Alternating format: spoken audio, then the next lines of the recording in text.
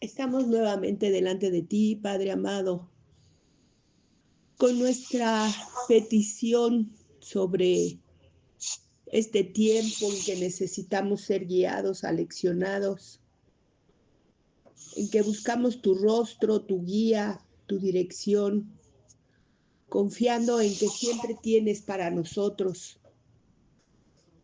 algo especial. Queremos presentarnos confiadamente, dependiendo de tu Santo Espíritu, nuestro verdadero Maestro, para ser llevados a toda la verdad. Te pedimos que esto que vamos a tratar el día de hoy sea para nuestra edificación, que sea la forma que tú uses para aconsejarnos.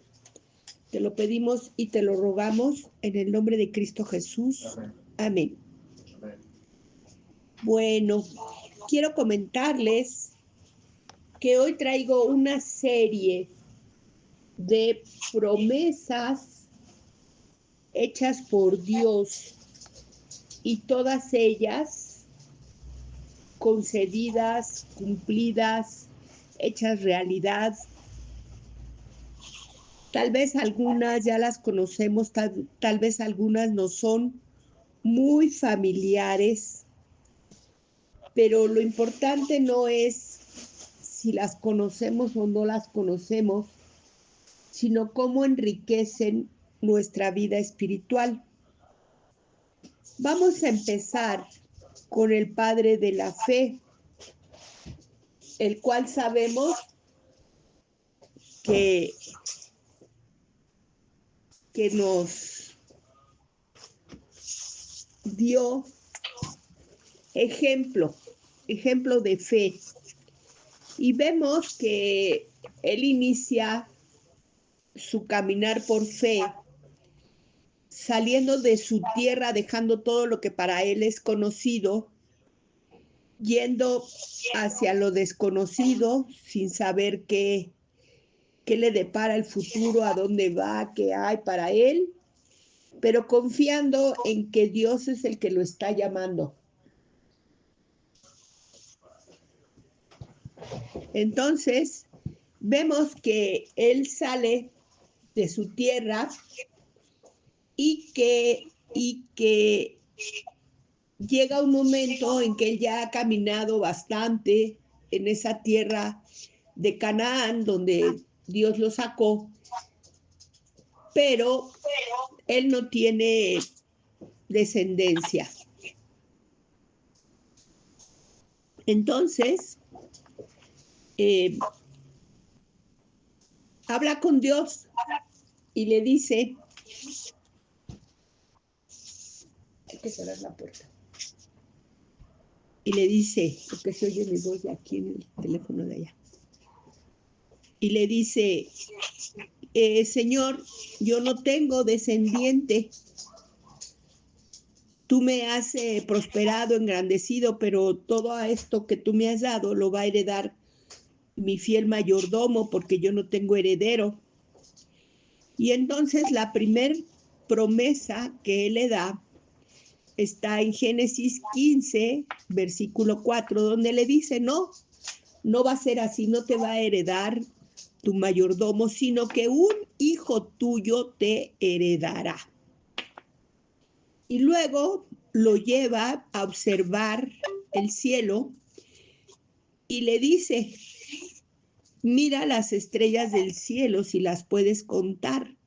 Así de numerosas como ves las estrellas, así de numerosa será tu descendencia. Imposible de contar de tan numerosa que va a ser. Y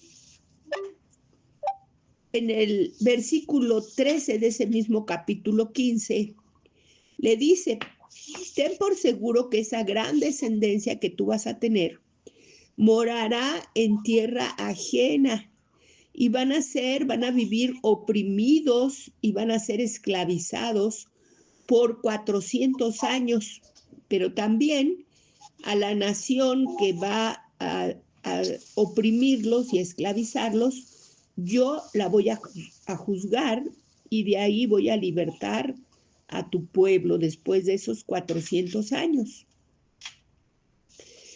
Entonces vemos que ya tenía Abraham la promesa de que iba a tener primero un hijo y después de ese hijo una grande descendencia, y que esa descendencia sería oprimida por 400 años en una tierra ajena. Pasa el tiempo y tiene a su hijo Isaac. Isaac tiene a Jacob, y Jacob tiene sus 12 hijos que forman las 12 tribus de Israel. Y uno de esos hijos es José.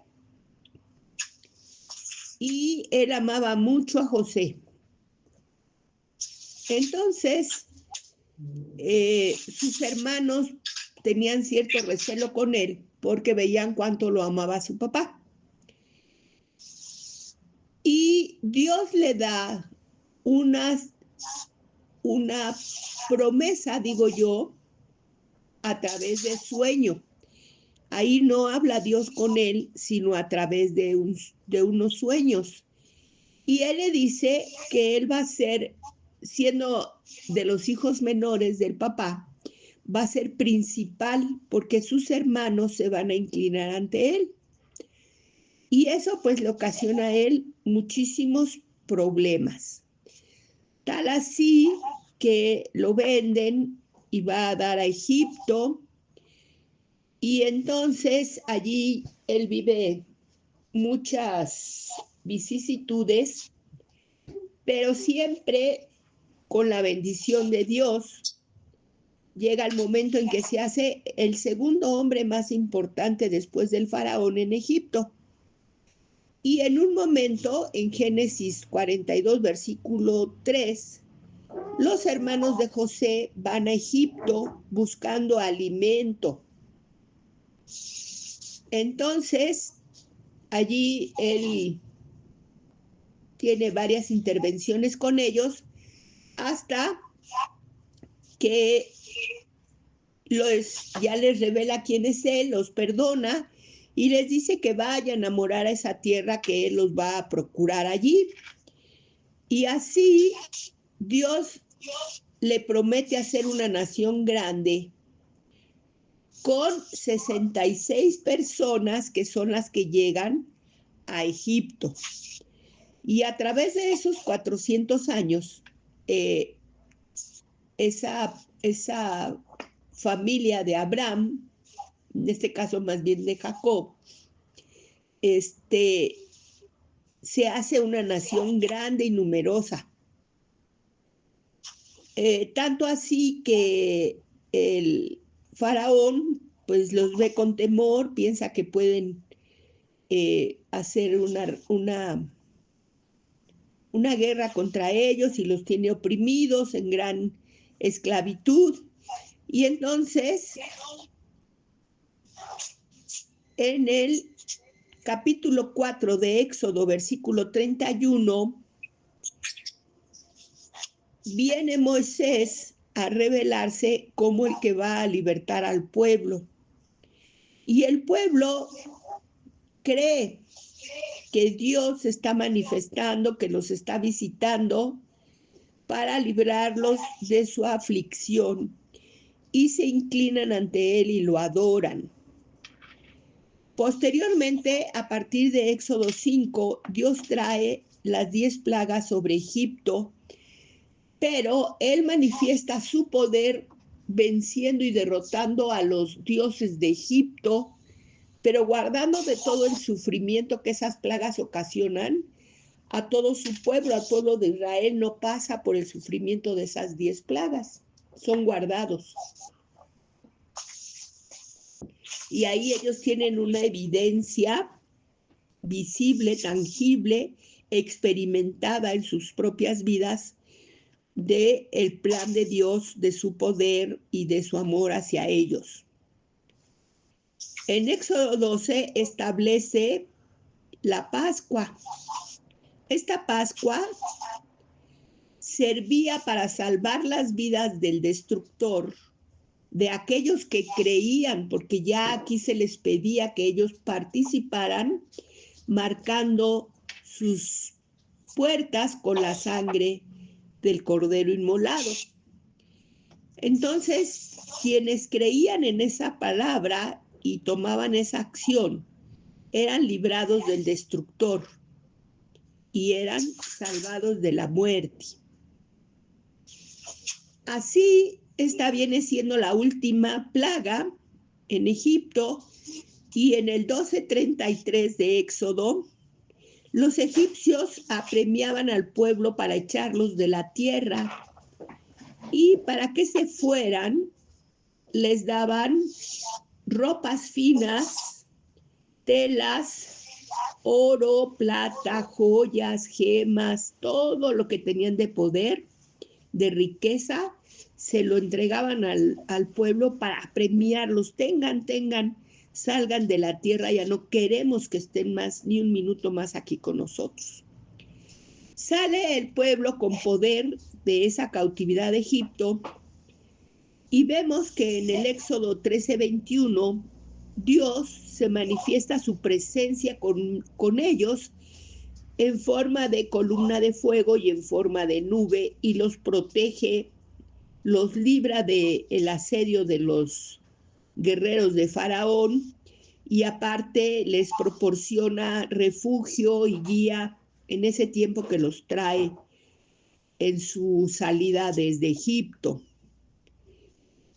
En Éxodo 19:1 vemos que después de 3 meses ellos llegan al desierto de Sinaí, y ahí él habla con ellos y les da el nombre de que va a hacer con ellos un reino de gente santa, de sacerdotes, pueblo santo.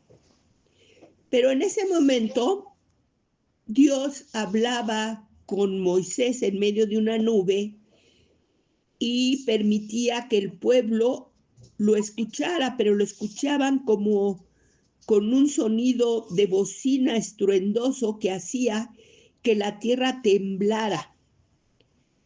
Ahí Dios le dice a Moisés los mandamientos, los que nosotros conocemos como los 10 mandamientos, y aparte otros muchos mandamientos que deberían de regir la vida del pueblo para que estuvieran en paz y en santidad.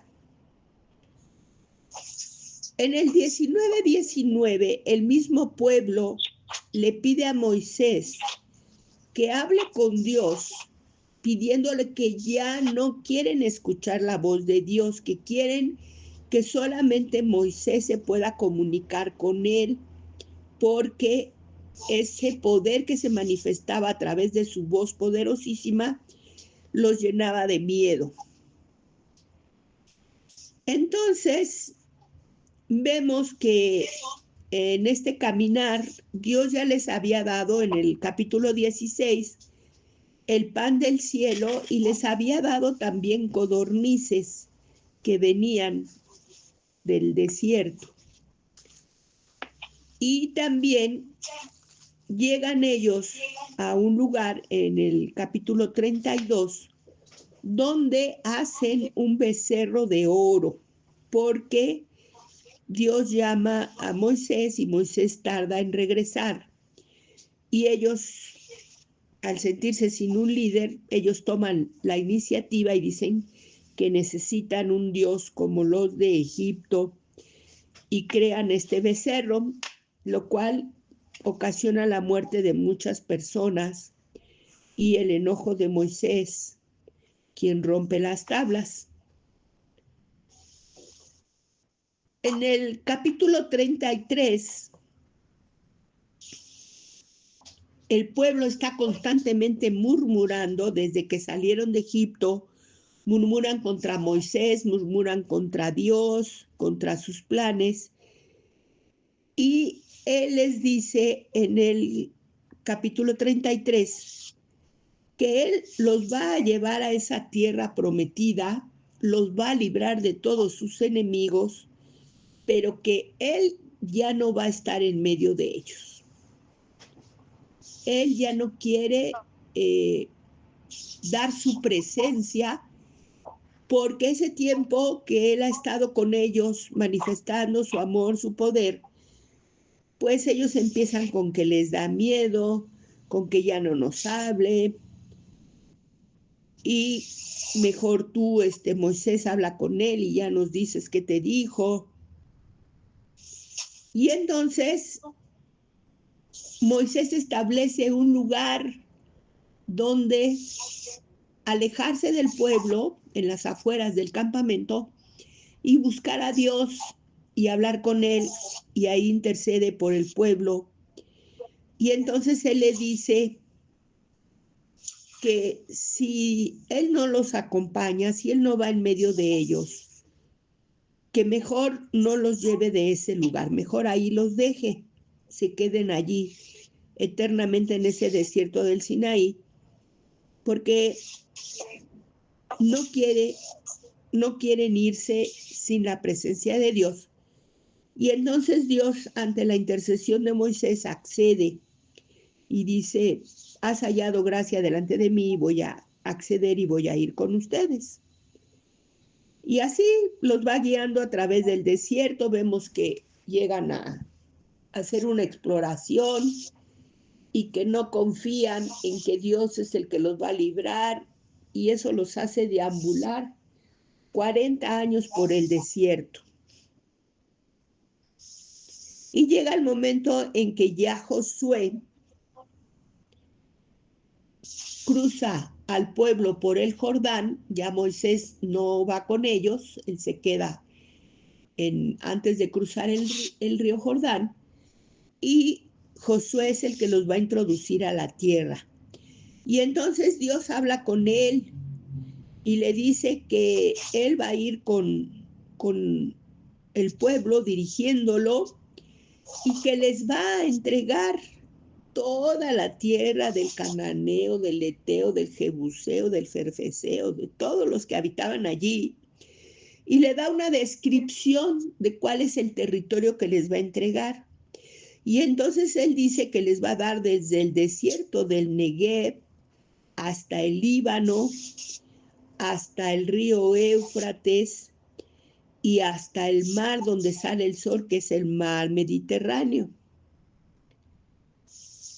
Hasta ahí vamos a dejarlo en este momento, porque es suficiente evidencia de todas las obras que Dios, en sus primeras revelaciones que hace hacia el pueblo, manifiesta todo su poder, manifiesta su veracidad, les demuestra cómo todo lo que Él les va diciendo, todo eso se va cumpliendo, es verdad, y cómo Él tiene el poder para llevar a cabo todas esas cosas que les está ofreciendo. Pero a pesar de eso, de que Dios vez tras vez se detiene a darles promesas específicas, y las cumple todas, el hombre falla y falla vez tras vez. Y aquí viene el momento de nosotros para meditar. Yo les quiero comentar que esta descripción del territorio que Dios le dice a Josué que le va a entregar, que él va a derrotar a los enemigos, pero que necesita que él ponga la planta de su pie. Dice: toda la tierra donde pusieres la planta de tu pie te será entregada. Y estas tierras abarcaban, ya les dije, desde el desierto del Negev, el Líbano, hasta el mar, hasta el río Éufrates y hasta el mar Mediterráneo. Y entonces actualmente ese territorio está ocupado por los países de Líbano, de Jordania, Cisjordania Siria e Irak. Y me di a la tarea de investigar cuántos kilómetros cuadrados contiene cada uno de esos países. Y resulta que reunidos todos ellos tienen 73,000 kilómetros de superficie. Y Dios le había prometido a Israel que toda esa tierra le sería entregada. Pero el pueblo no obedeció, no hizo la parte que a él le tocaba, que era ir tomando esas tierras. Lo hacen en un principio mientras Josué los va dirigiendo, y cuando llega el momento en que Josué va a morir y reparte la tierra, todos, al ver que ya tenían parte de la tierra, que ya tenían casas donde habitar como Dios les había prometido, que habitarían en casas que no edificaron, comerían de vides que no plantaron, cosecharían olivos que no sembraron. Cuando esto ya se cumple, ellos ya no continúan haciendo la parte que a ellos les correspondía para poseer toda esta gran superficie de casi 100,000 kilómetros. Y entonces Israel, vemos que en la actualidad su superficie es de 22,000 kilómetros.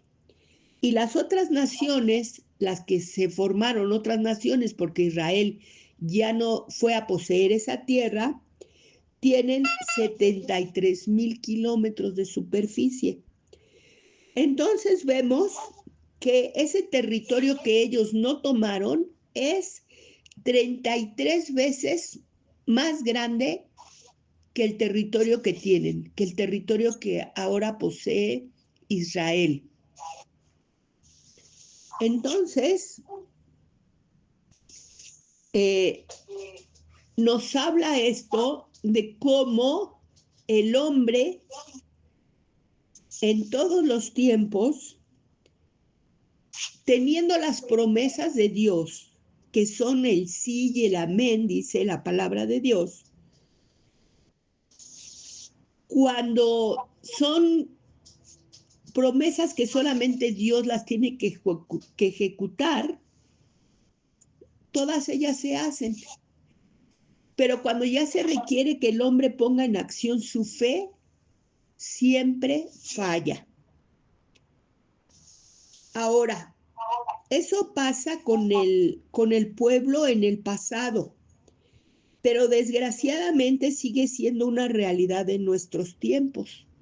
También nosotros hoy en día, el pueblo de Dios, fallamos vez tras vez.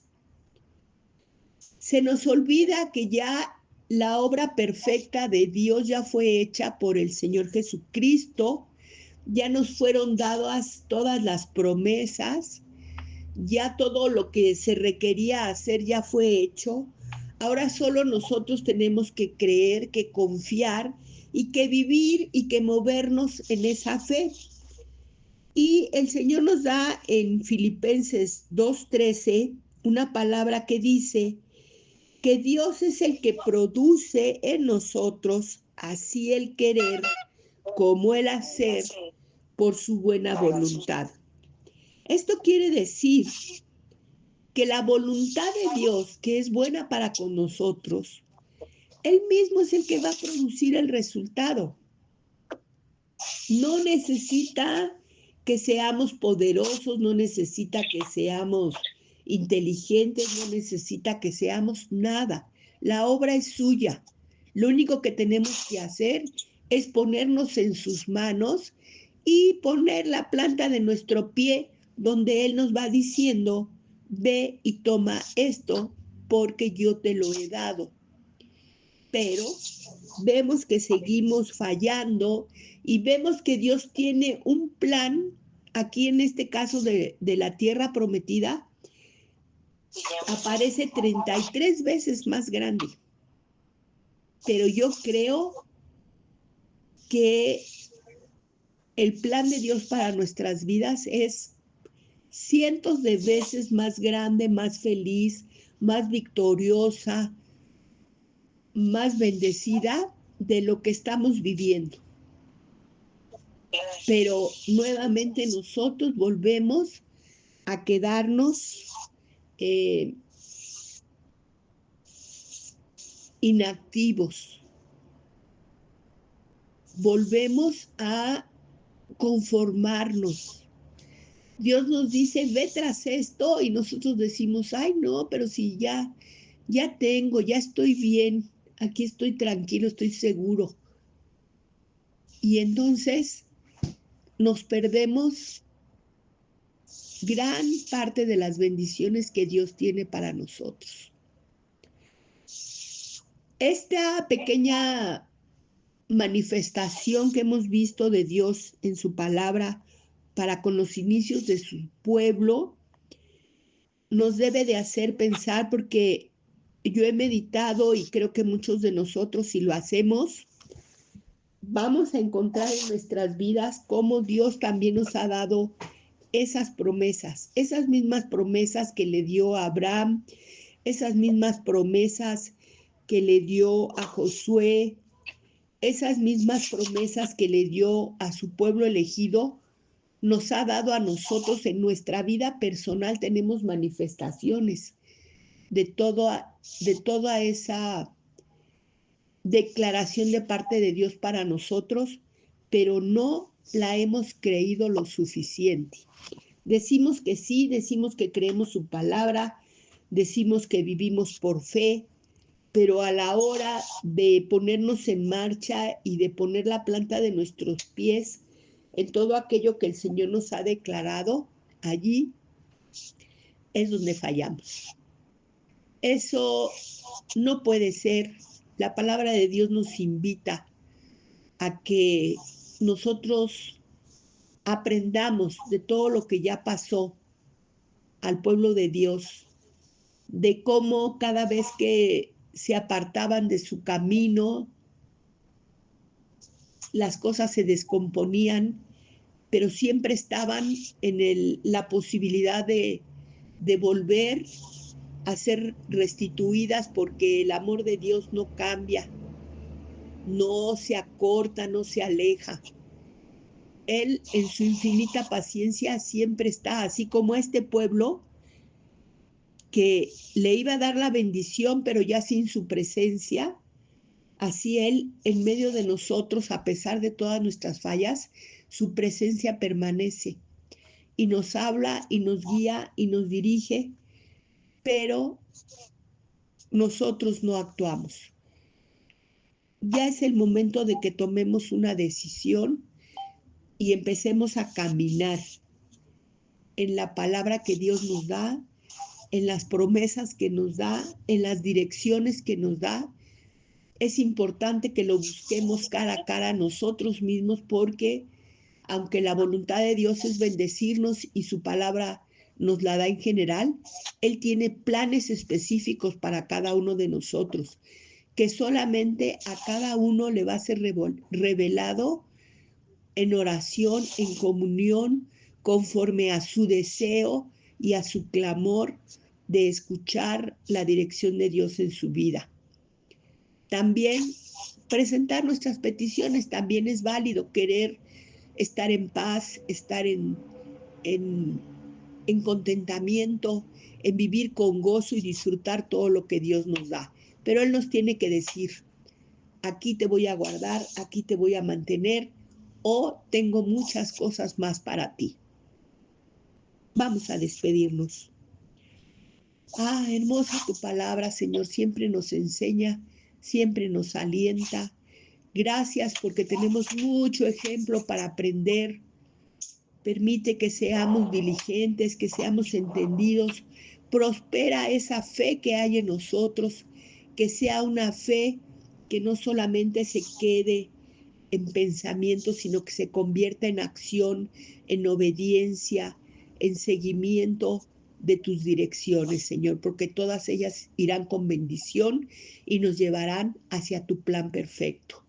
Te alabamos y te damos gracias en el nombre de Cristo Jesús. Amén.